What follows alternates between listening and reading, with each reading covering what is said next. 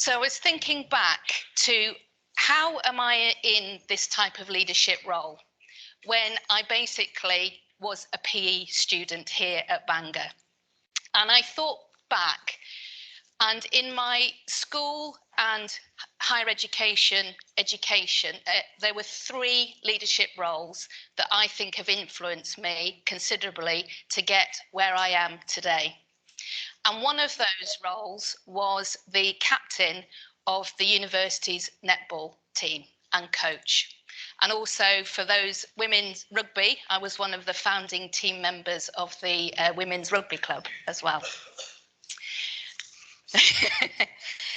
So I'm looking at you in front of me, and you are the leaders of this university in the various roles that you have.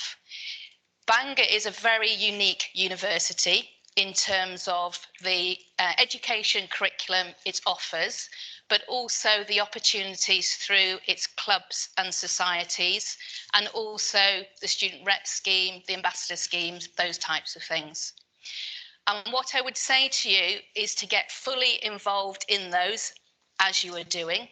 And also, I would like to sincerely thank you for taking up those roles. I know what hard work it is, and sometimes some of the difficulties that you have in those roles.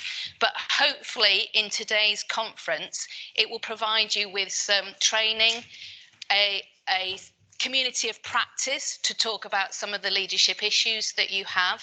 Please really do seize on those opportunities. For those of you who are in our sports science, School of Psychology and Sports Science, some of you will be having in your lectures work on transformational leadership. For those of you that don't have those opportunities, I would really recommend that you look up around transformational leadership. It is a really good model that provides some direction in terms of behaviours that you as a leader can have in terms of vision, challenge and support. But one of the difficulties for people like yourselves is often you are leading your peers. So another really important element is about distributed leadership. So again, if you want to do some reading, have a look at that theoretical position around distributed leadership. And it's about providing autonomy and confidence in those people that you are leading to distribute your own leadership.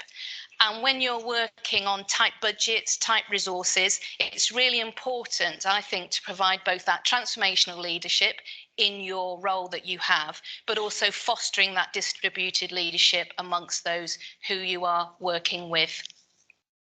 Then a second important element, it's for you yourselves. We in the university are raising the profile of employability and graduate attributes. And we've focused on 5 graduate attributes. So challenge, inquiry, application, self-direction and collaboration. And that collaboration element is really important as well. When you are a leader, you need to be collaborating with your peers and your colleagues and your student union as well. And those graduate attributes are really important for you in the future, for future employment. So just keep thinking about the role that you play here and how you can link through to those graduate attributes. And a final plug for in week 5, on the 25th of October, you may have seen that we are having a My Graduate Career Week. Some of what you're doing here will feed really well into that My Graduate Career Week.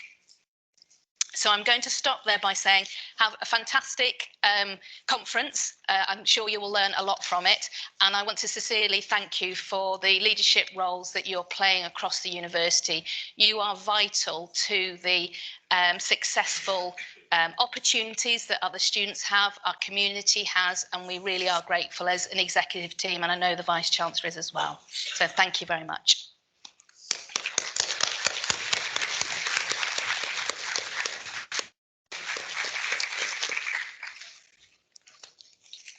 Thank you very much, Nikki. So I'd like to talk to you a little bit about us as sabbatical officers, what we do as well. So I'm elected as your president, so I go into all of the meetings where we might only be able to get one voice or that happen during term time, so you guys can't be present. there yourselves, but I'm there to be a student voice in those spaces. So some of my priorities this year are to improve the university's sustainability, the university's response to the cost of living crisis, and any emergent issues that come from you guys. So if you think there's anything that the university could improve or anything you want the university to hear, please do let me know. As a result of this last year, we had the £2 meals come in, which I think was pretty cool. And so over the summer, that's also been extended to Baruno. And so the university do listen to what we get out, as well as making sure there's more water fountains available and that sort of thing. It does seem small fish sometimes, but some of these things do make huge differences to your lives, especially stuff like £2 meals. The cheaper halls on the St Mary's site was also something that came from the Students' Union, and also halls to help out international students who need it. So it is really, really important for you guys to feed back to us what you want us to tell the university, because they do listen and it does work. So that's some of what I'm doing, but I'll pass over to Kelt, who'll tell you a bit more about what he's doing. Shmai everyone, hi everyone, I am Kelt, I am the Myfyrwy president. Myfyrwy is the Welsh Union, for those of you who don't know. English is my second language, so if I do stumble up, please forgive me. So what I want to be working on this year is just carrying on with the good work after last year, and making sure that the Welsh language provisions academically here in Bangor are upheld to the best standards in Wales.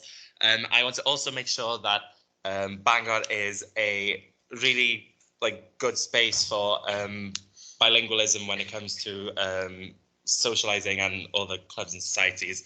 I also want to make sure that the bridges are built between the Welsh Union and the larger Students' Union. So yeah, that's me. But wait, there's more. My name's Sam Dickens. I'm the VP for Societies and Volunteering. So a lot of my role essentially is sort of supporting our societies and volunteering projects, just essentially to sort of help you lovely folks carry on the fabulous things that you guys do. And my job is really, really fun. But sort of outside of that as well, one of the things that I was really, really keen to do sort of this year and over the rest of my time in office is essentially sort of empowering and embedding you guys as student leaders as much as possible in sort of work that we carry out as a Students' Union, whether that's campaigns or also things that the university are doing as well. Ultimately, you're all really, really smart folks. You made it this far to university. You're sort of leading your own groups as well, and there's fantastic stuff that you guys can do as organised groups, and I think it's really, really important that you're guiding a lot of the work there. So a little bit broader than that, there are a couple of things that I'm sort of quite passionate about, hopefully changing for students, not just here in Bangor, but hopefully across Wales. Put your hands up if you've ever seen a doctor, nurse or midwife. If you don't all put your hands up, I know you're lying. Oh, look at that, there's loads of you. Damn, that's crazy. At the university, we've got lots of sort of NHS students, lovely folks who are on fabulous courses, trying to be the sort of heroes that we need in hospitals and sort of other medical centres across the country. The funding support that's in place for them at the moment isn't great, and I think it'd be really, really cool if they paid the doctor and nursing students a little bit more. So that's something that I'm hopefully sort of working on. We've done quite a lot of work around sort of international student support, making sure that when they arrive in the UK, they're as supported as they possibly can be, and as well sort of throughout their university experience that they sort of get as much out of it as any other student would as well. But I'll get off my little soapbox and pass on to Lewis, who has an update in absentia because we've locked him in a shed. He has COVID, by the way. He's not in a shed. So whilst Lewis is at home dying of COVID, I'll give her a little update about what he's been up to. So some of the more specific things that he wants to do over the coming year is support students in the School of Human and Behavioural Science, working with the Athletic Union to try and get volunteering opportunities for them and work experience for them that will also benefit club societies and volunteering projects. So trying to link the academics into what you guys do as club societies and volunteering projects is one of his passion points this year. And trying to get the experience and work experience for them whilst supporting your opportunities and essentially saving you a bit of money as well.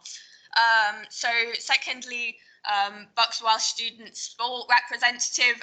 Lewis has run for this position and he's got it. So he's the Welsh representative on this body. So hopefully getting larger scale changes within Bucks.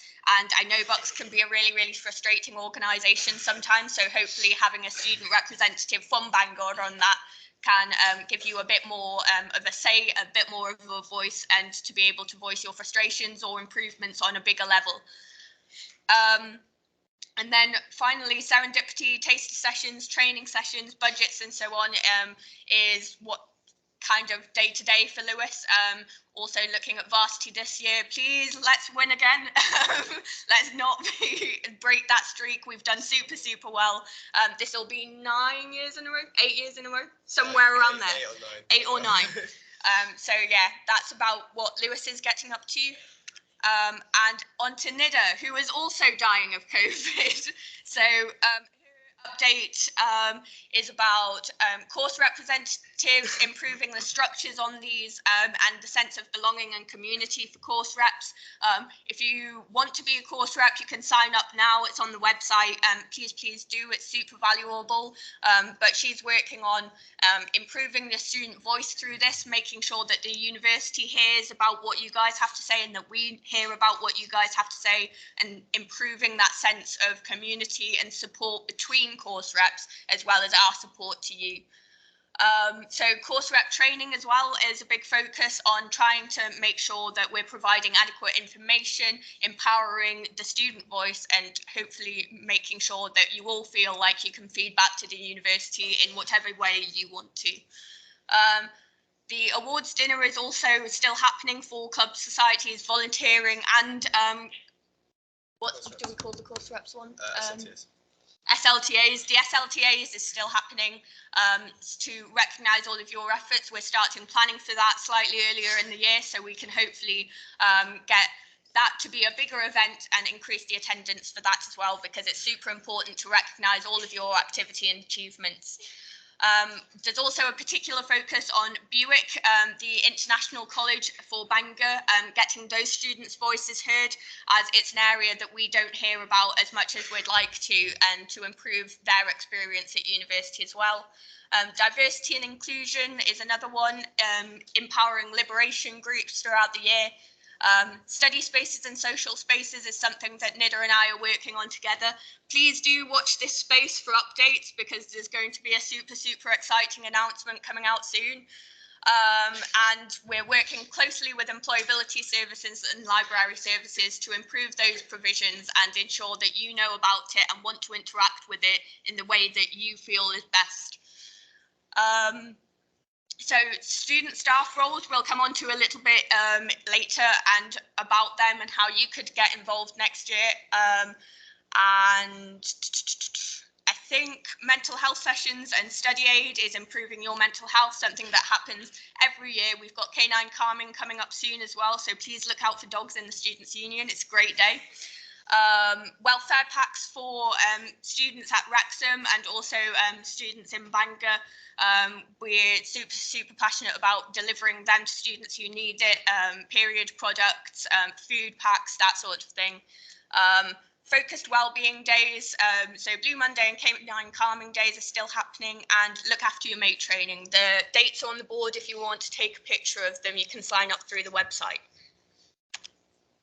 Cool. So before we move on, last year, quite a few of you said that you'd like to hear a little bit about what the staff do and be able to see who's behind the scenes, essentially. I know you emailed the Students' Union quite a lot, and that's brilliant, but these are some of the faces that make it all happen behind the scenes. You might see Salma, myself, Kelt, and the other sabbatical officers out and about, but this team is basically what makes it happen in the background. So we've got Sharon, who's our finance and operations manager, manages the budget, that sort of thing, super important. Shlinos, the executive assistant and operations lead, who helps us organise our calendars, organise the Students' Union. Alison, who helps with the finance and operations as well. Fionn Hughes, who was in here, is not anymore. She's our website and digital content coordinator, so everything that goes up on social media was most likely masterminded by her. She's a wizard. Charlie Goodhue is finance and operations administrator as well. Charlie Jones, marketing lead, again working on the website and social media. Lauren Beckett is our new director for the year. Tara is our academic advice and welfare projects coordinator. You'll hear a little bit about her later, so if you need any academic support, advice, disciplinary advice, it's her. Natasha Sellers is student voice lead. You'll hear from her later as well, who supports with campaigns and democracy, that sort of thing. Neve is representation coordinator, who the course reps will talk to a lot, and student leaders. Fran Conn-Hollins is student voice lead, who supports the course reps. Kat is student opportunities lead, who I'm sure most of you all know already. Will, sports clubs and societies coordinator. Josie Ball, volunteering and community. Rob, who oversees all of the sort of membership development piece, so opportunities and student voice.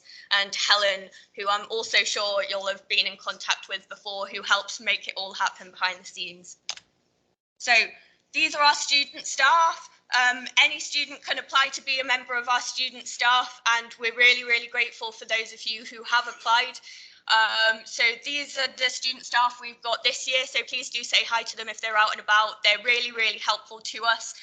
They help get your voices translated to us from down on the ground, but also help us day to day operationally as well.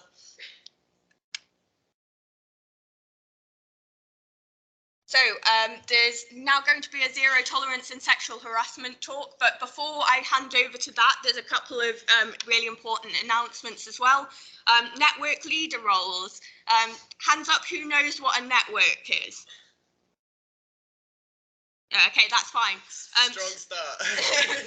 So we've implemented a system called Networks this year to empower groups of students who we think need a voice on a larger scale. So student council wasn't being utilised as best it could be. So these networks are a way of empowering voices that we haven't heard necessarily in a meaningful way before. So we've got lots and lots of networks coming up, and we'll give you a breakdown of those later on in the day. But you can apply to be a network leader. This is super, super cool because you get paid for doing it. So please do apply. The application is indebangor/nominate. Is that right? Yeah, boy. Yes, cool. So if you go on the Indeb Bangor website /nominate, you can nominate yourself for any of those roles. They are paid positions, and you also get to have a vote on the student council /student forum. We've renamed it to forum, so it sounds slightly less imposing, but it's basically a place where you can get your voices heard and lobby the university in a more meaningful way there. Any student can attend this student forum, but to be a network leader, you can help empower other students as well as having a vote on those platforms. And then finally, your feedback last year was that the summer ball was really, really expensive and quite inaccessible for students, particularly during the cost of living crisis. Something that we've managed to do this year, and please do engage with it, is we've got a welcome ball on Friday evening at 7 p.m. in PJ Hall. It's going to be very, very similar to the summer ball, but completely free. You do not have to pay a penny to go.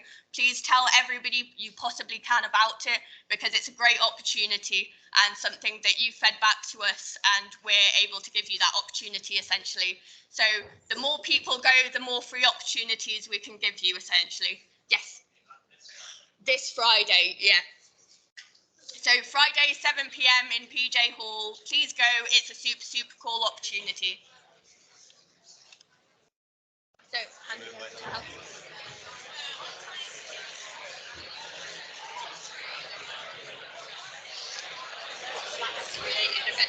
Yeah, it had it.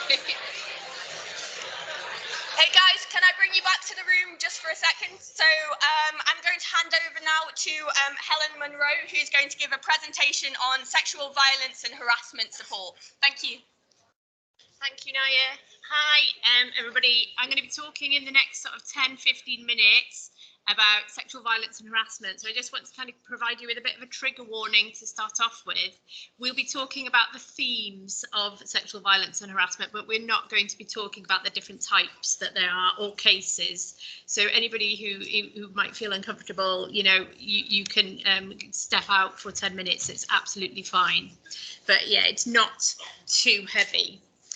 My kind of main aim today really is to kind of show my face, if that makes sense, and to introduce myself, because what we find happening is that within clubs, societies, volunteering groups, harassment can sometimes be disclosed to the person in charge, the chairperson or the volunteer leader or the club captain. So it's really important that we equip you with the skills to know what to do if that happens. And there's lots of things that you should do and lots of things that you shouldn't. So that's what this session is about. So we're going to be looking at some statistics. I'm going to be introducing kind of my role and what I do, but the main takeaway really is what you should and shouldn't do if you are faced with it, or of course if you experience it yourself.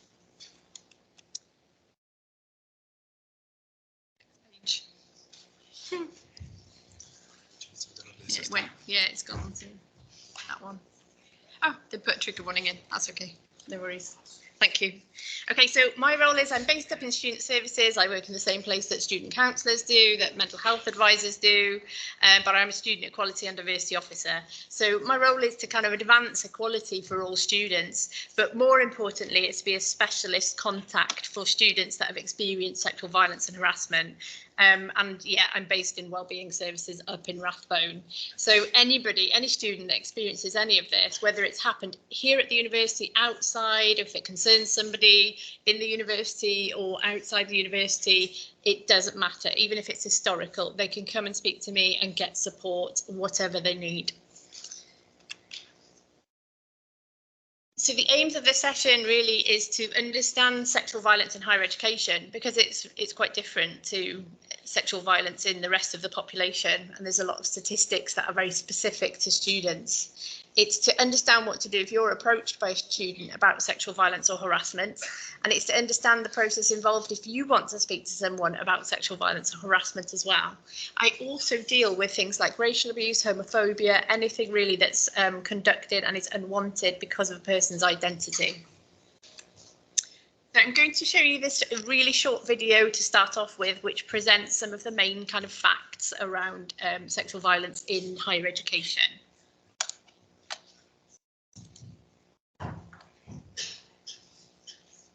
It's not working. Try that one.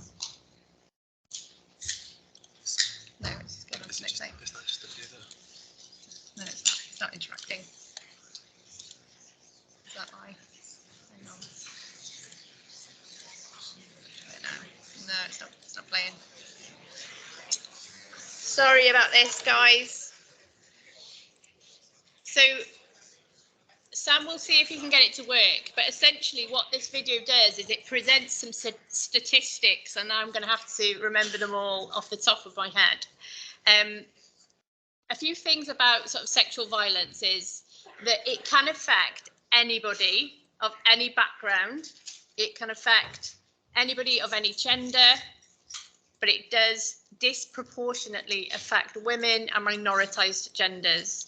And it is also disproportionately carried out by men. So it's really important to remember, that it is a gendered issue, but anybody can experience it as well.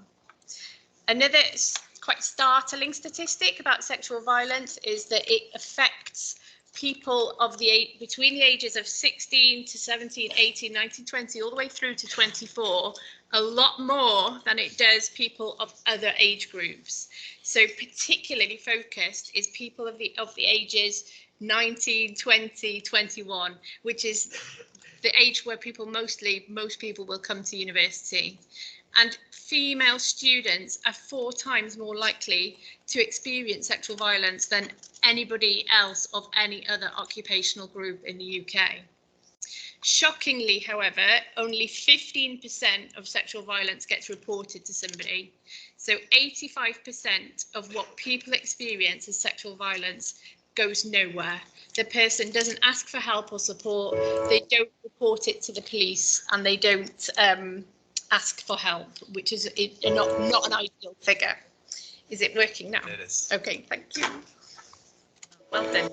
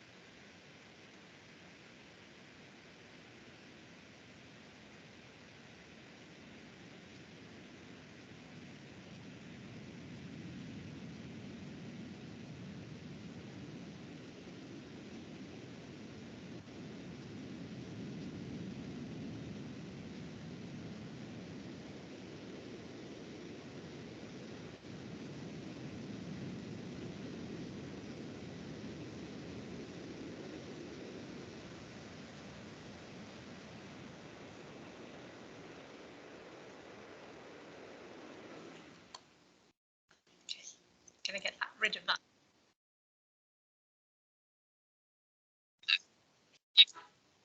Thank you so much, Sam.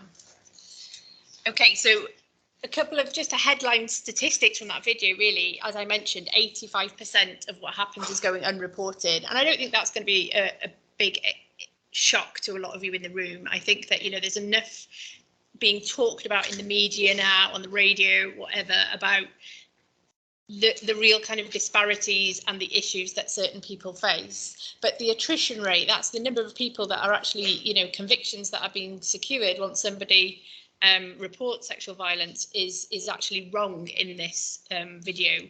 And this was put together a couple of years ago. I'd like to say it's a lot more now, but it's not. It's at 1.7%. So it's actually got worse in the 2 years since I made this video. So, you know, that equates to like the smallest fraction of people coming through the criminal justice system and actually resulting in a conviction for a sexual violent offence. So you can start to understand why people don't want to report, yeah, because perhaps there's not much faith, you know, there's not much faith in the criminal justice system, etc., etc. I'm not going to give sort of my opinion about that, but what I see on a day-to-day basis is people that just need help, and that's okay. You don't have to report, but to come forward for help is sometimes really, really important and vital. So there's lots and lots of different barriers to reporting sexual violence. You know, in a university community, the perpetrator might be somebody that the person knows. In fact, it's probably highly likely, because in 90% of cases, it is somebody that they know that's perpetrated it. It could be somebody in their friendship group. So they're going to consider the impact to other people and other students on their course if they come when they decide whether to report or not. So they'll be thinking about lots of different issues. Survivors will also fear retaliation, alienation by friends, being not being believed and things like that. So these are some of the reasons why people will not report. And I think it's really important to remember that if somebody does come and tell you something's happened, they will have had to have overcome all of these barriers. Yeah, so they will be thinking about all of these things, and they could easily clam up if the response they get is not a supportive one. I'm going to show you this really short video now on the culture of victim blaming, and then we'll just go through to the last couple of slides. And this is probably going to do the same thing, isn't it? Sorry, Sam. Thank you.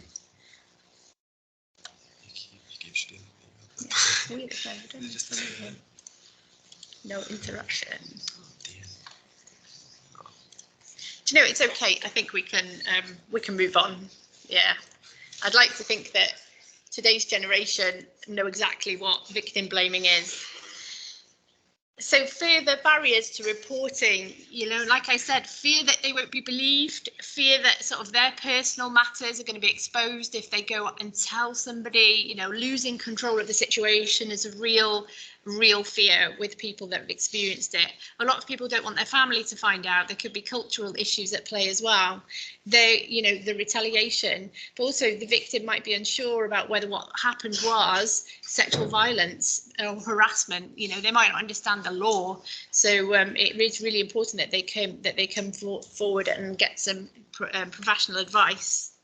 So if you do have somebody that comes to you and says something's happened, whether it's sexual violence or harassment or racial abuse or homophobia, anything at all, it's really important that you listen carefully without making any judgments about their view of events. We're not there to kind of decide whether it happened or not, and it's really difficult when you're presented with information to not start thinking about, wow, did this really happen? Do I think that person could do it? In that moment, you've just got to listen, take all the information in, and show them that, you know, that you're listening to them. Reassure them that they're not to blame. Nobody's to blame for sexual violence or harassment. Reassure them that they can, you know, tell them that they have got the right to access support and feel safe, but that the university will be supportive. So many students come to university and they don't think that there is somebody here that they can talk to if they've experienced this type of thing. So just telling them that there's somebody that they can speak to in student services is really, really important. And there are also trained members of staff across the university that they can speak to too. And like in the top corner of this slide, you'll see a little bee with a white ribbon in it. That's what we use across the university to identify members of staff that have had extensive and enhanced level of training in sexual violence and harassment. So if you're uncomfortable, or if your student's uncomfortable coming to speak to me, somebody that they've not met before, there might be somebody in their college, in their school, on their course, one of their lecturers that's had that training, who would be so welcoming for them to come forward and talk to about that and initiate some support. Always recommend that the student comes to see me, whatever it is. Yeah, I can help them decide whether it's something that they need to report to the police. You know, I don't mind if they go to the police before they see me, that's fine if that's what they want to do, but a lot of, you know, not so many people will want to do that. But, you know, if you can just walk away from this session today just remembering my name and just remembering the fact that there is somebody here at the university that students need to come and speak to, then that would be amazing. I couldn't ask for more.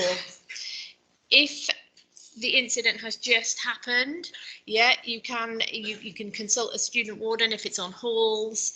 You'll discuss with the student whether the police need to be called, but obviously most of our students are not all living in halls, they're living off campus and stuff like that. So I think, you know, just get in touch with us, or as soon as you can, whether it's me or whether it's somebody in the staff of the university as well. So Kat is a member of our disclosure response team too, as well as other members of staff in the student union. Just speak out, get advice, and we will do the rest. We'll tell you what you need to do. Never, and I can't stress this enough, never try to intervene to try and resolve something, especially if what you've been told is criminal. Yeah, if it's a criminal offence, okay? We've got bullying on one hand, you know, which is really, really unpleasant, but it's not in many cases criminal. But anything like sexual violence, yeah, it's also a crime that has been committed as well. So it's really important, because as a university, it's something that we don't do either. We make sure that we support people separately, that anybody involved in an issue or a case has access to the same support, but we don't try to make a determination whether something's happened or not, because we can't, you know, only the criminal justice system can do that. So it's really, really important that you don't get involved. And bear in mind, something that's happened now could still be reported to the police in like 6 years' time or 10 years' time, and any kind of interference that might prejudice an investigation or a court case, you know, can really, it's incredibly unhelpful. So it's really, really important that we don't get involved. We just take the facts as we've heard them, reassure the student, and then pass those facts on to myself or somebody in the Students' Union straight away. If you are ever sort of presented with that by a student who comes up to you and says, oh, something's happened to me, you could, you know, it's really important that you acknowledge that that's a big deal, right? It's, you know, you've just had to deal with something quite stressful and it could have been really upsetting for you as well. You can still access support from me. You know, it's completely normal to feel shocked and upset about something like that. So the support that I give is just as much for the people that have received that disclosure, who've been told those things. And quite regularly I'll provide support sessions and just to chat, just to process what's happened and, you know, to help people understand what's going to happen next. So the support is there for everybody. And then we do have, hang on, we do have, this is a slide from our halls presentation, but there are stickers inside all the wardrobe doors on halls, in halls of residence. So if anybody kind of wants to pass on my details to somebody, it simply, if they Google Bangor University Helen Munro or Bangor University harassment, Bangor University sexual violence, they're going to come up with our website, which is our part of the website that's got all the contact details on it. But our email address is inclusive@bangor.ac.uk, or they can email me directly. But there are stickers with contact details on inside wardrobe doors. Members of staff down at the Students' Union have got lanyards with little cards in that can be given out to people as well. So if you want to ask for some information that you can pass back to the student. And I think that brings me to the end. So yeah, thank you very much for listening. I guess in summary, sexual violence in universities is not an insignificant problem. It is a real issue, and universities up and down the country are fully aware of that. And some universities are doing really well at it. Some are not doing so well. How we respond can affect how a student goes on to report or not, you know, whether we're going to listen, whether we're going to give, you know, non-judgmental response could mean all the difference, and that power could be in your hands, really. We can help break down all those barriers to accessing support by reminding people that it's not their fault, it's not something they should be ashamed of, it is something that they have a right to get support with.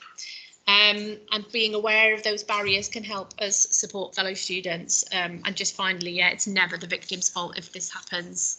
So thanks very much for listening. I hope you enjoy the rest of your conference and that, yeah, you learned some brilliant skills. So thank you very much.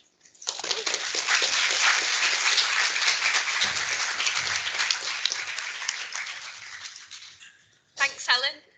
So next we have a session on the Race Equality Charter. So sadly, Danielle can't be with us in person today, so she's recorded a video that we'll be able to show you now. Good afternoon, everyone. My name is Cynhadledd. I am an Equality Officer with the HR Department at Bangor University, and I'm also the responsibility for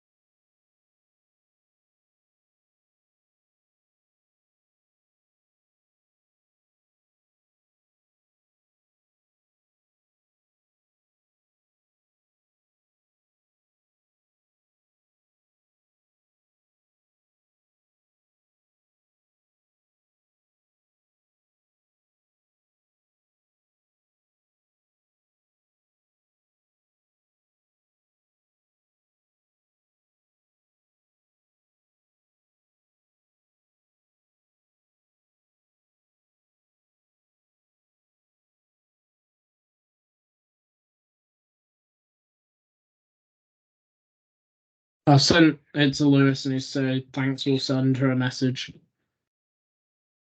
Whoops. I feel so bad.